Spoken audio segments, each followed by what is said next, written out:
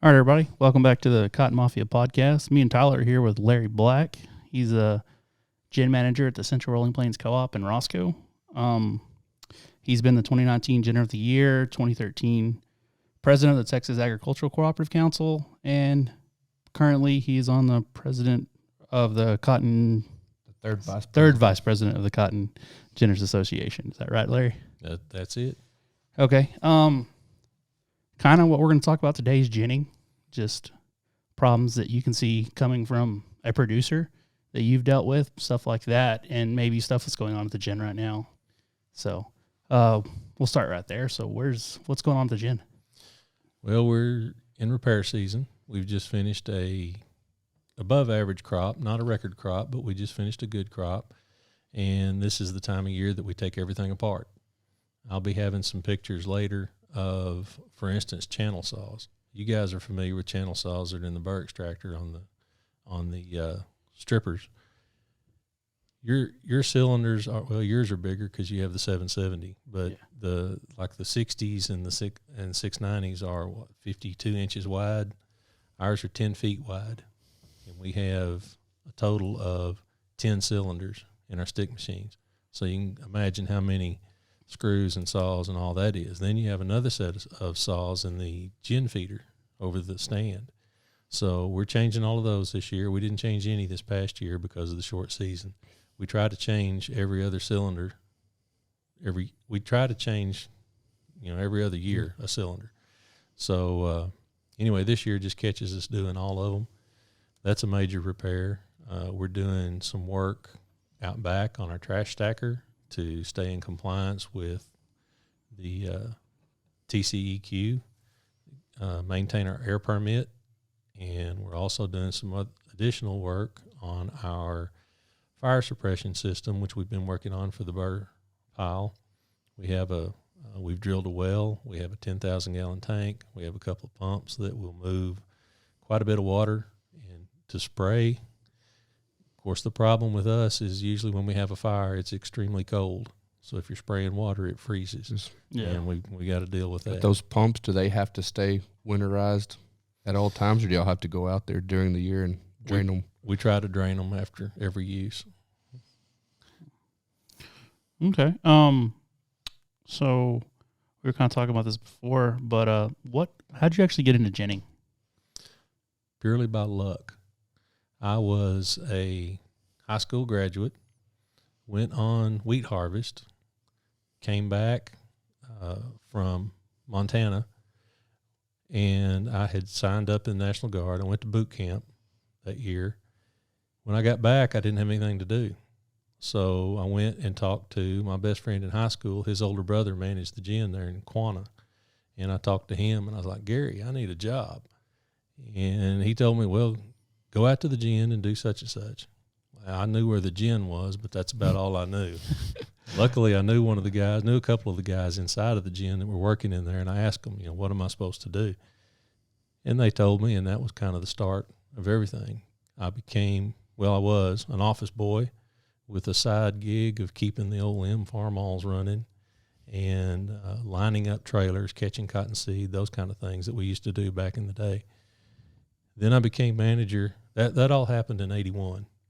And then I became manager in 85, I believe it was.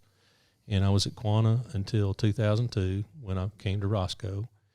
Then in Roscoe offered quite a few opportunities.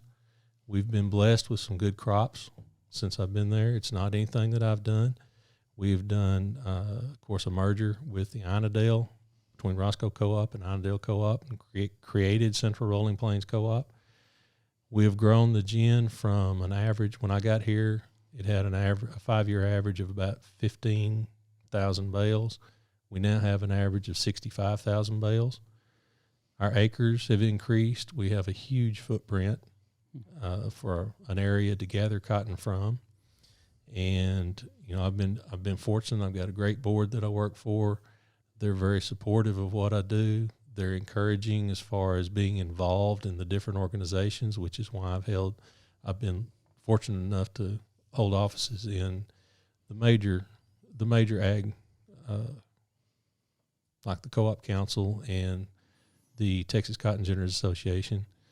Those are a couple, and of course the National Cotton Council. Those are three of the big ones that we support, as well as some other, Rolling Plains cotton growers,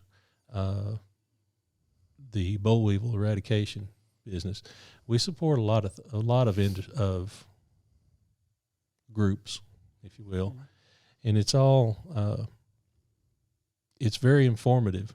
You learn what's going on, or you think you know what's going to happen, and with that information, you can give your producers a heads up on, hey, this is coming, or hey, you need to know about this. So that's kind of, I've been at Roscoe for, like I said, I came there in 2002, so I've been there for 20 years, and it's been great. Yeah, every bit of it. Yeah, well, I've been there since 13. That's when I started farming, and I've never had one bad thing to say about you.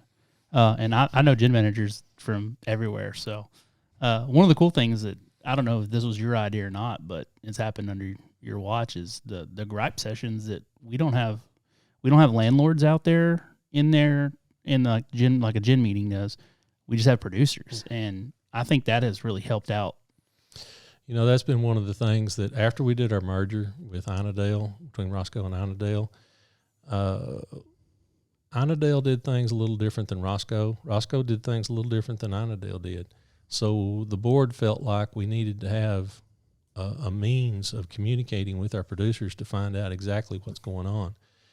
So we came up with a producer information meeting. Now, that's been shortened up to be called the gripe session since then, but it's a great time to get just the producers, to get one-on-one with the producers and tell them what's going on in the gin, what we're going to do if we've had any problems, what we're going to do about them, and then it gives them a chance to feed back to us, hey, I don't like this. I don't like the way y'all are doing this.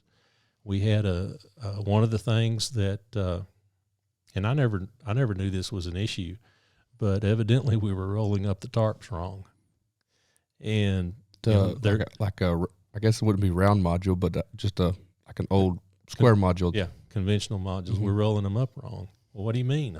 It's a roll. Well, there is a certain way. If you're going to put as you roll that tarp out on the ground and clamp the flap end of it to the module builder, to the tailgate on the module builder, then when you pull it over, the fitted end fits on the other end. Well, if you've got that backwards, it's very hard to change out there. The wind never blows around here. Yeah, so. Get a little breeze every once in a while. That creates problems. But that was one of the things came out of the gripe session. We've had several other really good suggestions that have come out of there. But most of all, it's a means to communicate with our producers and keep them informed on what we're doing. Like the gripe session this year, I don't think one person griped about anything at the gin. Now, there were some other people there, like other companies that kind of were there talking to us, and they let them have it. And I was just kind of watching, and I was like, this is not very nice. And that was a little odd. Yeah. But given the situation, we did have a guest at the gripe session this year. Normally it is gin personnel and producers only. We don't invite any of the vendors or anything like that to it. But this time we did. We felt like that was a need for some of our producers. Yeah, some of the older guys, it got a little wild. We'll change the subject on that one. But so you've went from trailers to all modules to now dealing with 60-70% round modules. Mm-hmm. How's that transition been going from round? At first when we got the round bales, I was not really in favor of them, but it was simply because we were not equipped to handle them. As we put in the equipment, the unwrapper, we have a Stover unwrapper. It works great for us. It's a one-man operation and does a very good job. Of course, we've had to change the chains in the module trucks to accommodate the round modules and not poke holes in the plastic. Contamination has been an issue, and we're doing the best we can and trying to figure out some different angles to take on that we can keep the plastic out. I've had a few. What code is that? 71. I've had a few 71s come out of South Texas before, and I figured out what it was. guys cutting stalks and we're stacking modules on top of cut stalks, and I was getting yelled at, and I was like, I don't know what's going on. So yeah, that can be an issue. The majority of the time that we get a 71 remark, it's come out of a broke module, and that's because we can't get underneath to get the plastic out. There's just, those things weigh 5,000 pounds, and we just can't get the plastic out by hand. So we go ahead and we run it through the feeder. Well, in that short time that we're ginning those 3 bales, there will be some plastic that'll get onto the cylinders, of course, and whip around there and break off into little pieces. It'll go into the gin, and it may or may not show up in that bale. It may wait 20 or 30 bales and show up in a conventional module. So we use our camera system. The classing office, when we have a 71 call, they send us a picture of what it is, and we will look up that bale number and see date and time, go back to our camera system, look and see what we were ginning at that time, and make sure that it's not some other issue. But majority of the time, it's a broke module. So a mill can go back and look at a bale they get and track that back to a farm nowadays, correct? Yes. The industry utilizes a process called permanent bale identification, PBI, and that is where we put a tag on the bale at the gin. That number carries forward and becomes the warehouse receipt number. It carries into the laydown at the mill. The mill can then identify back, well, we've got a problem with, we think this bale, we can look that bale number up and tell you what field it came out of.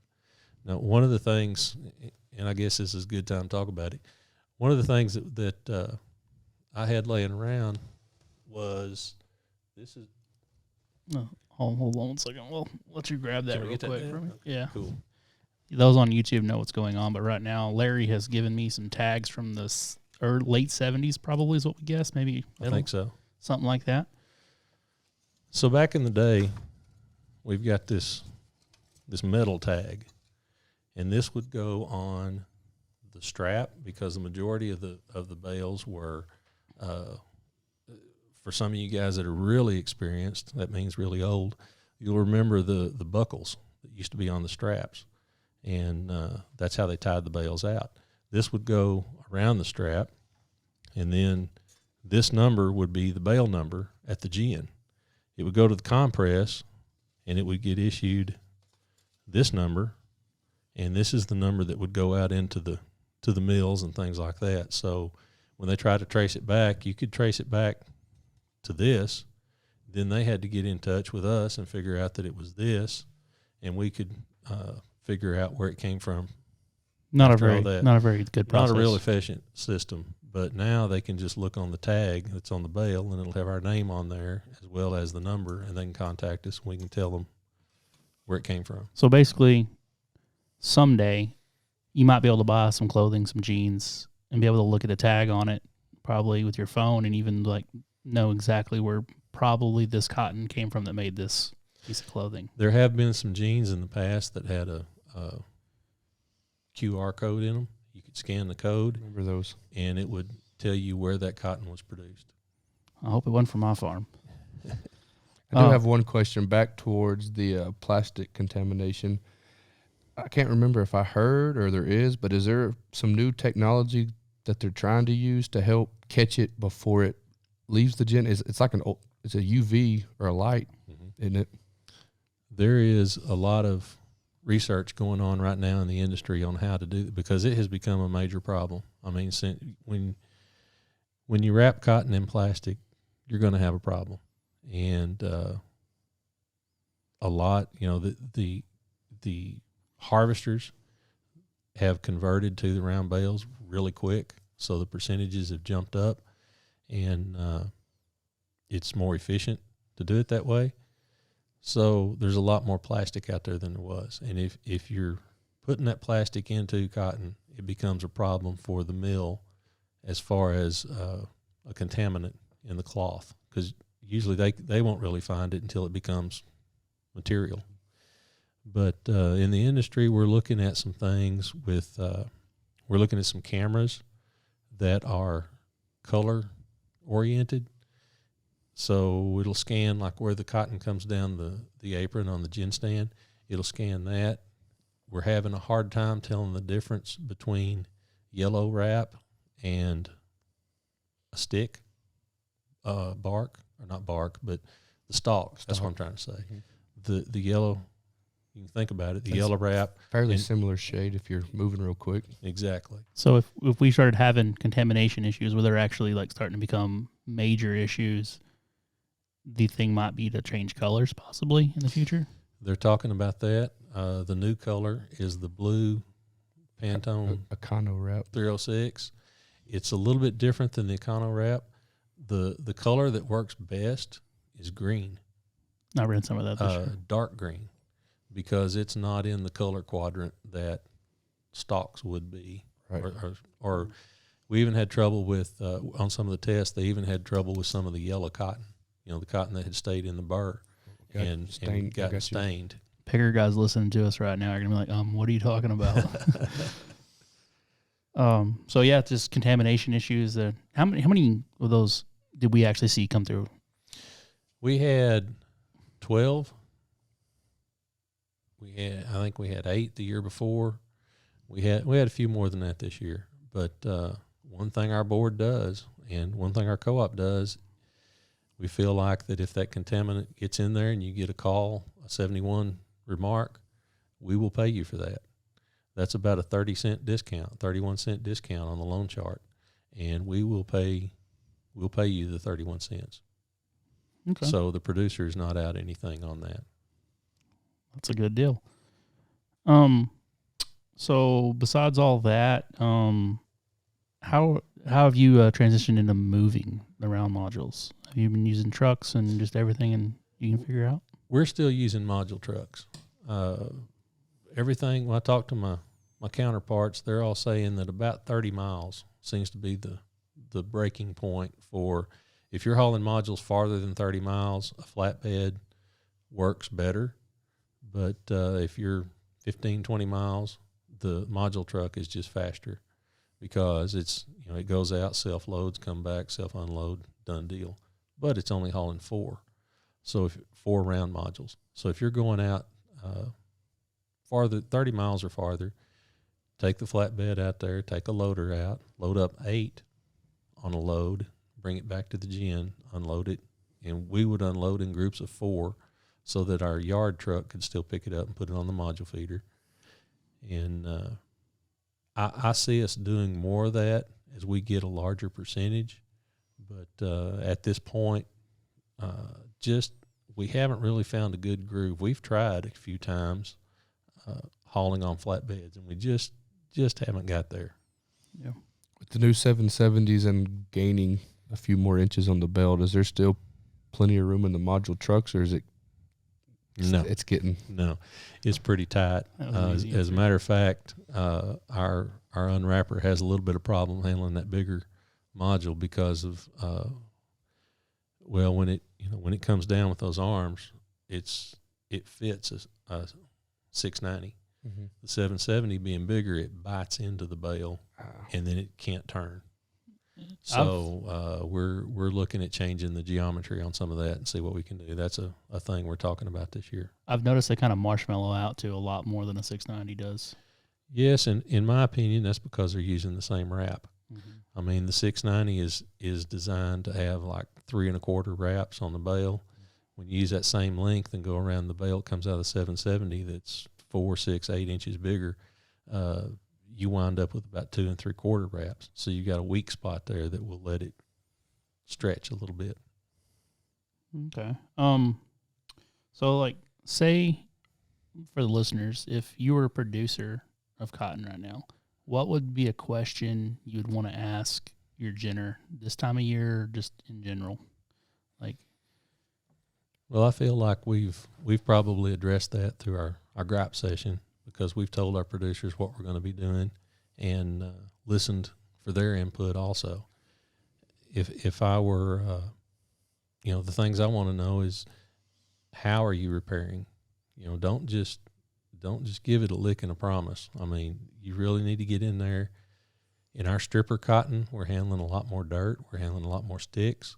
So those saws have got to be sharp, and your ductwork has to be in good shape, or you're going to have leaks all over the place.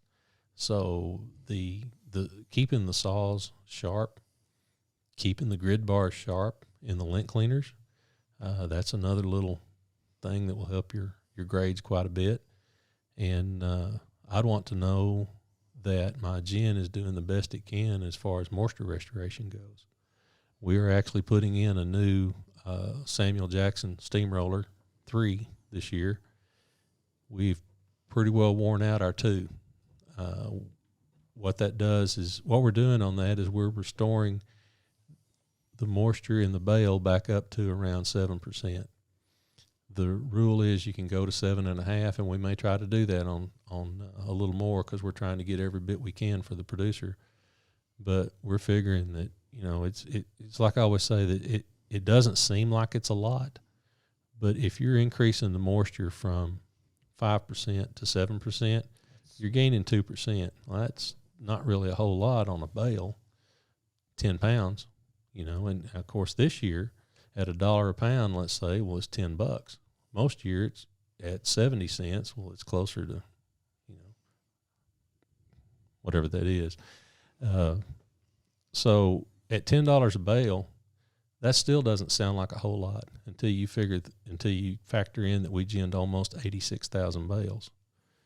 Now you're talking about $860,000. You had I forgot how much money you said that we saved by making our bales a little bit bigger and not making. I mean, what's the limit size we can make? You can make up to a 550 without any penalty, okay, and still be eligible for the loan. Okay. And we don't make our bales that big, but we have our average is somewhere around 510, 505, 510, 512 in the last few years. And the benefit to doing that is, number one, on our side, we're not having to turn that press. We're not having to cycle that press as often. I know a lot of gins will have an average of, say, 490, 495, something like that. On the year that we just finished, the number I presented the other day in that gripe session was we would have ginned like 3,200 bales more than what we actually did if we'd have just made 490-pound bales instead of making 510. Again, 30 pounds doesn't sound like much, but spread it over 86,000 bales, and it becomes quite a bit. Starts adding up. Straps, bags. And of course, the savings to the producer is, like at our gin, we're $13.50 a bale for bagging, strap, classing, hauling, dues, insurance. All of those things are rolled into that one price, and it's you know, again, you take the 3,200 bales times $13.50 a bale, significant savings to the producers. So we're saving money there. You're getting the producer better grades, and you're adding water back to the bales, and then we're saving money on strapping and making bales the correct size or bigger. That's something you can ask your ginner if they're doing or they're thinking, or even asking a board member, like stuff like that. What are we seeing for seed prices coming up in 2022? Don't know. Just came back from a meeting and I visited with a couple of the seed buyers at the meeting, asking them if they had any ideas on contracts. We did very well this past year contracting our seed, and his answer was the market is just too wild right now. We don't know how much we're going to have. We don't know how much we're going to need.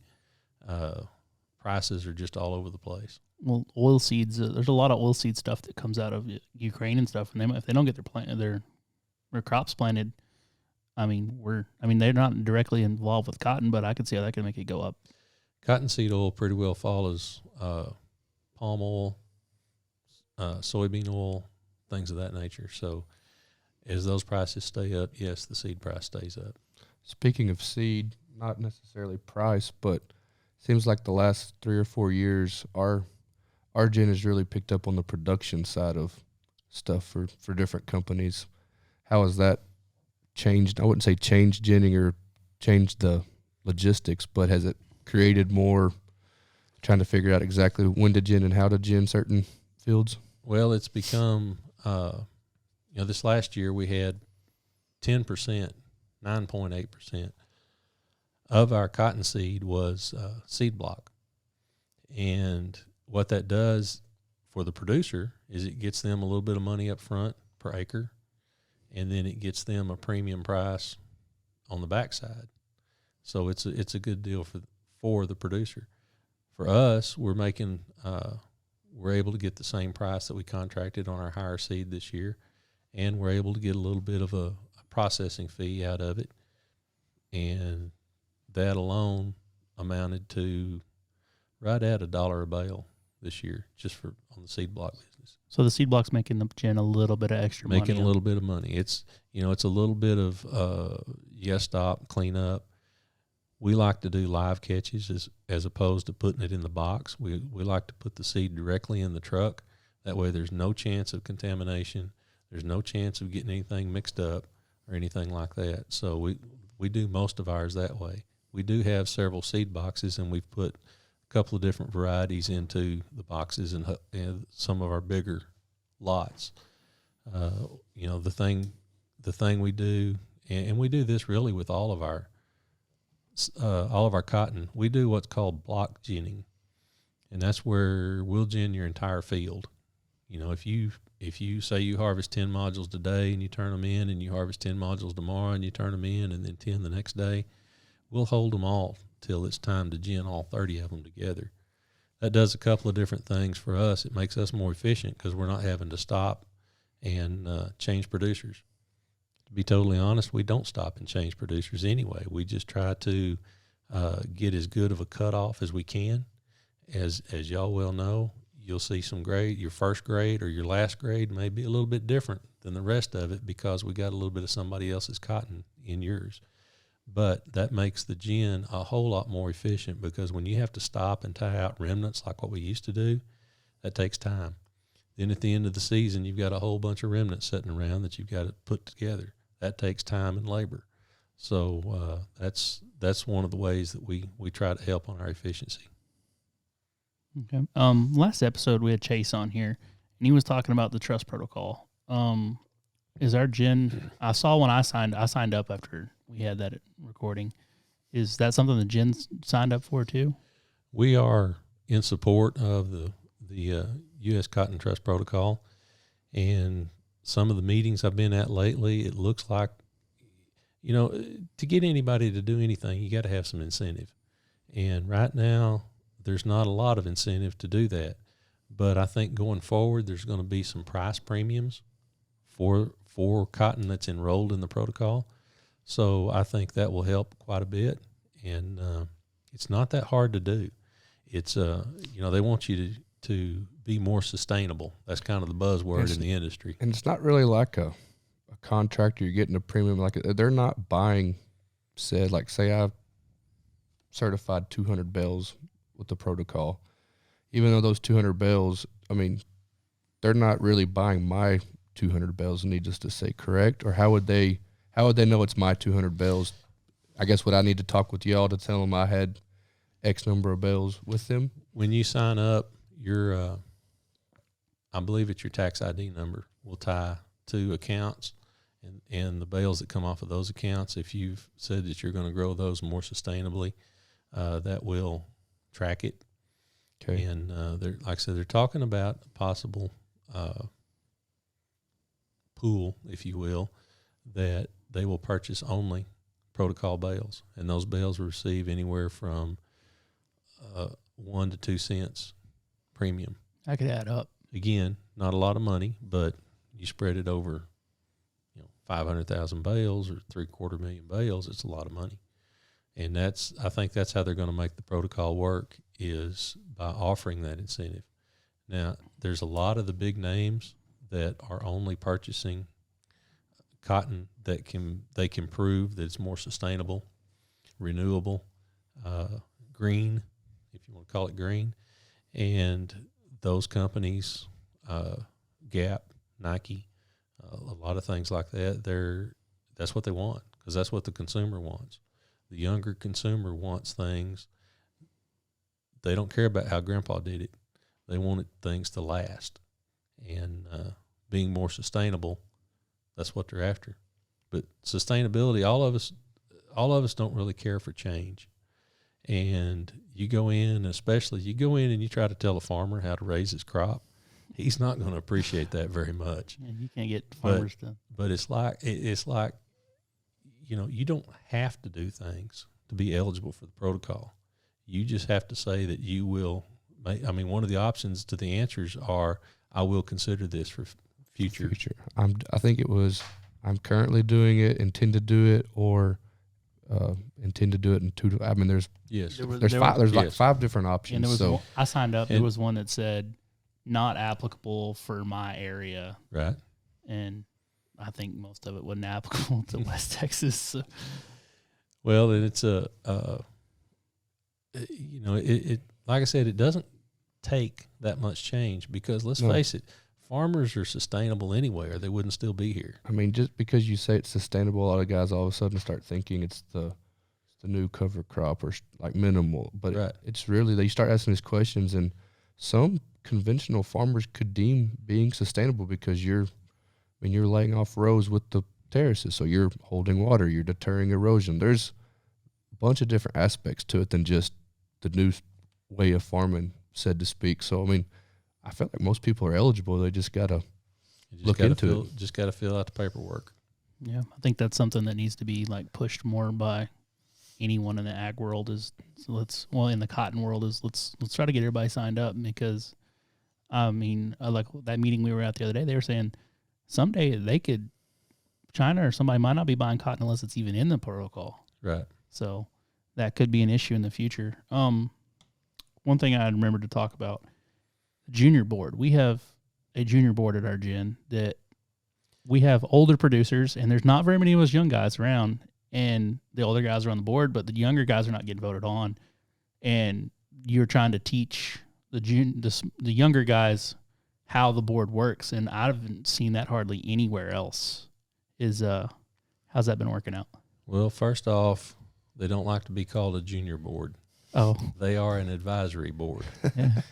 And this is a concept that when I first got here in 2002, Roscoe was doing it. And then it got to where we were having a hard time finding people to fill those spots, because we were pretty stagnant on board turnover. So as the years went on, they did away with that. So a few years back, we reinstituted that because we could see that we were going to be having some turnover. And, it gives the guys, we've since changed it again to where now they're serving 3-year terms, just like a director. Because you get on there for 1 year and you see what's going on, and you'll spend the first year trying to figure out what we're doing. Again, I'm very fortunate. My board is forward-looking. We will order equipment in November, maybe December, for the year after, because number one, we take our time, do our homework, figure out what we need, and then number two, we don't want the equipment to come in August, and we don't have time to get it ready before October. We want that equipment to be arriving on site February, January if possible. So the forward-looking board decided we needed to get back into training some of the younger guys. And we currently have 7 members on the board and then 2 on the advisory board. Of the 7, 3 of them have come through the advisory board program, and they feel like it's, they picked up, how do you deal with book credits? How do you deal with Section 199 deductions? Things that you don't hear about outside of the boardroom usually. But these guys have got, my guys have got a good handle on it, and it seems to be working really well. That's good. It keeps a director, it keeps a newly elected director from coming in cold. He already has a general idea of what's going on and a good understanding of what's happening and what needs to go, what needs to be done. We need to do that for presidents. So one problem you deal with that a lot of guys in picker country and in other areas of the U.S. that don't deal with this is bale fluctuation. We mostly have dryland bales coming into the gin, and sometimes we have zeros everywhere. How have y'all had to deal with that? That's very tough for us. In my 20 years here, 2011 was by far the shortest year we had. We ginned cotton for 2 other co-ops at our plant, and we only ginned 9,900 bales, 9,996 to be exact. And to a record year in 17 of 111, almost 112,000 bales. So how do you? It's very much a roller coaster ride trying to figure out what to do. We have to be repaired and ready to go for that 100,000 bale year. I mean, it's just like right now, it's bone dry out there. We did get a little rain, yesterday morning, and we're thankful for what we got, but we'd sure take some more. But we're repairing just like we're going to gin 100,000 bales this year. We may not gin but 20 again like we did last year or year before last. But we have to be ready because we can't wake up in August and say, oh, we're going to have a big year. We need to change all these things. Number one, we won't be able to get all the parts. And number two, you don't have enough time. So we usually repair for 100,000 bale year. And simply because of our size, we just have to. It seems like as big as how many acres is we're covering, that if we hit a 2007 or another 2017, it's going to be pretty big, like 150,000 bales probably. So it can happen. It can happen. We have enough acres that if it all hit pretty decently, we would be 140, 150 pretty easy. And that's one of the things that I struggle with is other producers at other gins, okay? Because they see us as we just cram that cotton through the gin. We run it through there so fast you can't clean it, you can't be getting a good grade. What they're not taking into consideration is the equipment that we have inside of that gin. We have 5 gin stands that are keep the saws sharp, the ribs in good shape. We have double lint cleaning behind each gin stand. So we have, I've done the math. If you take a gin running 25 bales an hour divided by the number of saws that are in that those gin stands, and divide ours at 55 bales an hour by the number of saws that we have in the gin stands, we have more saws per bale. That's getting lint off the seed. We have more area of cleaning in the lint cleaners. That's getting the leaf and the pin trash and things out a lot better. So, we're running faster, but we're a lot bigger. Mm-hmm. It's the same thing with the guys that used to run, the 282s and the 283s versus the guy that's running the 60 or the 690. He's just faster because he's bigger. It has the capability. Yes. Well, I mean, what was it? 3 or 4 years ago, we tried that. I mean, we did the test with y'all in another place, and I mean, the grades came back identical. Mm-hmm. So there was, everybody was talking about, they're getting better grades, but it came down to it. No, it could just been different cotton, different conditions for some producers. Right. I will say that 770 with that 3 drum is basically a stick machine. When I was up there, I had some of the highest turnouts out of anybody out of that gin that did 180,000 up at the Panhandle, and I had some of the highest turnouts up there. So the new machine may be putting a whole lot more through it, but is doing a better job because of technology. Right, and that helps us also because a lot of the gins down south, and picker gins, okay, they gin faster anyway because they're not handling the amount of trash, the amount of sticks and burrs and things that we are, and if you get more out with your 770, that should increase our throughput. Yeah, I'm trying to put them down there in places where I strip cotton. That the pickers, a lot of the guys down there are always like, I want a picker, and I'm like, well, I'm cheaper, but I'm also putting more cotton per wrap, and then I'm also getting almost the same turnout as your picker now, and they're running out of excuses to not hire me. That's what I've found out, and it's kind of nice. So I think we're getting where we at. Okay. we're getting pretty close here to the end.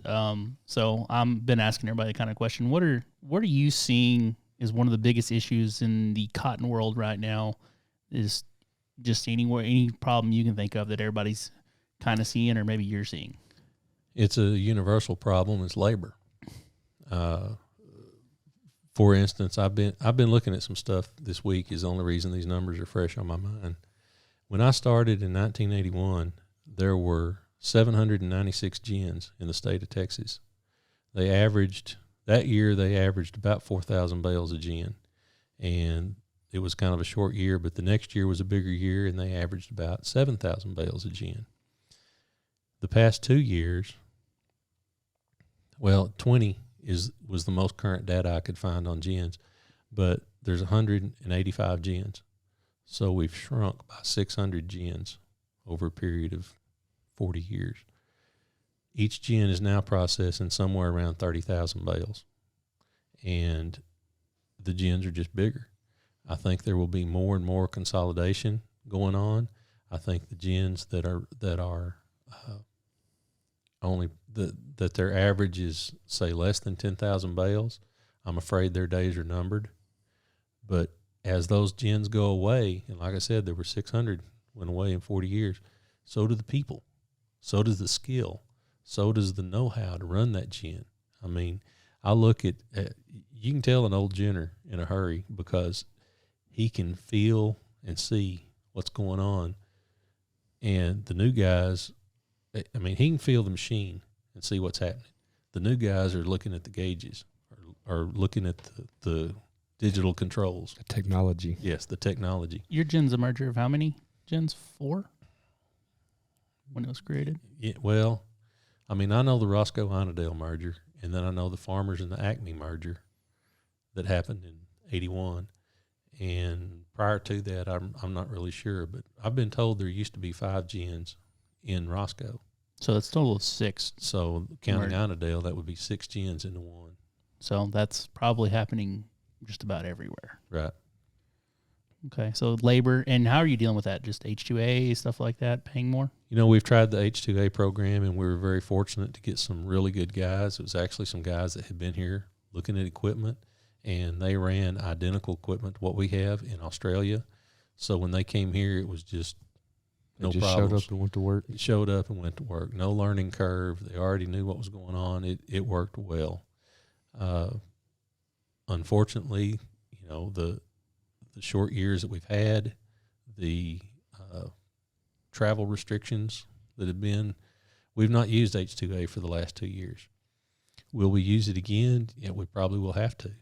But I'm very lucky that a lot of our employees come back year after year. I mean, I try to take care of them as best I can. Fair pay, fair work, because I mean, be honest, I can't do it all. I can't be out there doing everything and do what I do, and so I want to take care of them so that this fat boy doesn't have to get out there and do a whole lot of work. Yeah, labor. I mean, did y'all? I think we had a stint of COVID come through the gin at one point. Yeah, we did this year. We had COVID. Fortunately, we didn't lose anyone, but we did have some people get sick, and it created some problems.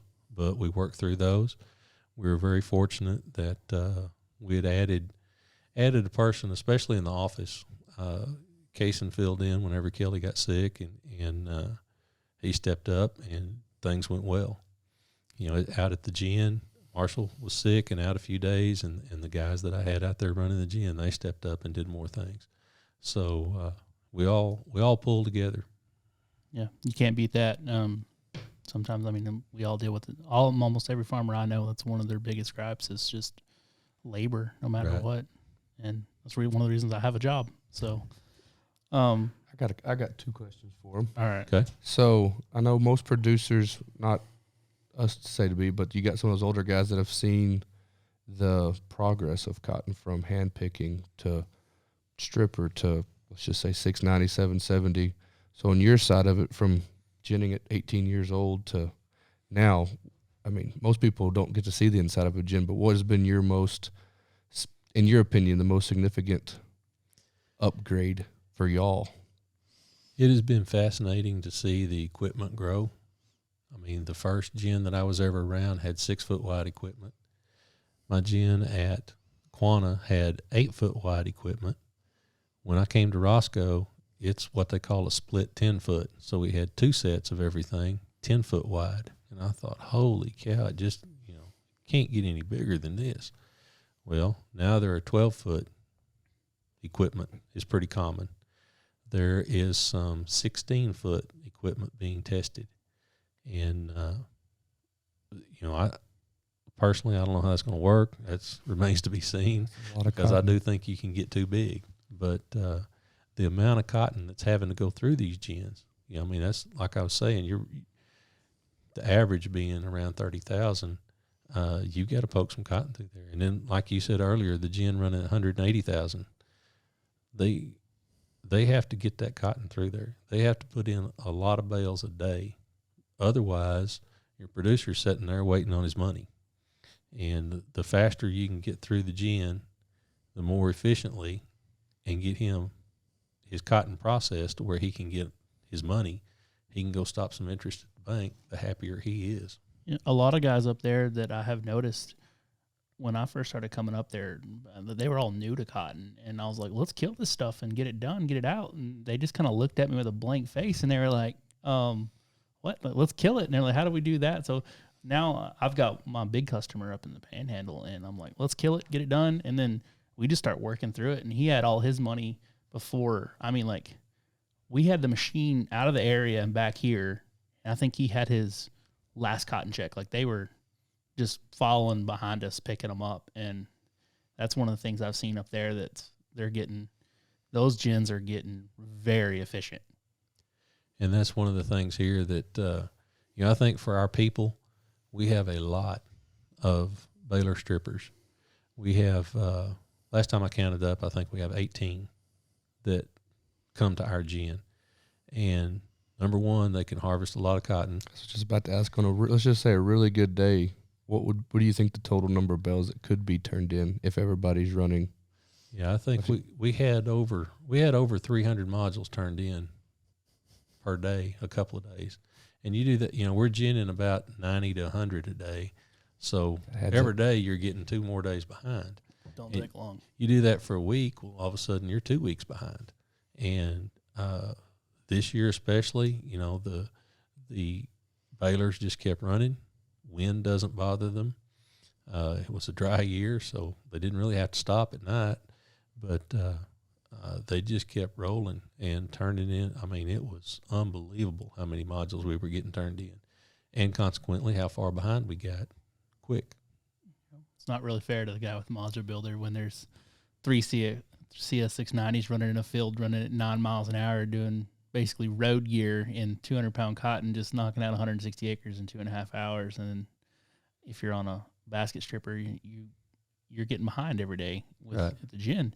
And that involves, you're paying interest on your money and stuff like that. So a lot of people I've told, when you're thinking about buying a baler stripper, it's like you have to put that into perspective, getting your crop out on time, because if everybody else has one, that's going to put you that far behind already. Again, that's one of the things we've done for our producers in the past, and we haven't done it lately, but I've kind of depends on what happens this year. But we had an incentive for you to defoliate your cotton and get it out, because it's like you said, kill it, get it out, be done before the bad weather hits. And that's what a lot of guys did this past year. I think everybody ended up defoliating almost every acre, which is not a common thing for our area. That's highly unusual for around here. But I think almost there were a couple of fields that did not get sprayed, but it didn't freeze until way up in December. So if you're waiting on a freeze to kill your dryland crop, you're not going to start harvesting much before Christmas. And by that time, you're way behind. We had a guy, a new producer to us. We had a guy this year that turned in his modules, no problem. He called me in about 4 or 5 days and said, when y'all going to come pick these up? And I said, well, it's, what's your numbers and this, that, and the other. Anyway, I told him, I said, it's going to be about a month before we get there. He said, a month? why? I thought y'all handle some cotton. I said, well, you got to realize we've already had 72,000 bales turned in. So I can see that can be an issue real quick. yes, that becomes an issue. Yeah. And then last question was, what's the oddest, craziest thing you've ever found come through the gin? Easy. This year, That raccoon. we had the biggest raccoon I have ever seen in my life.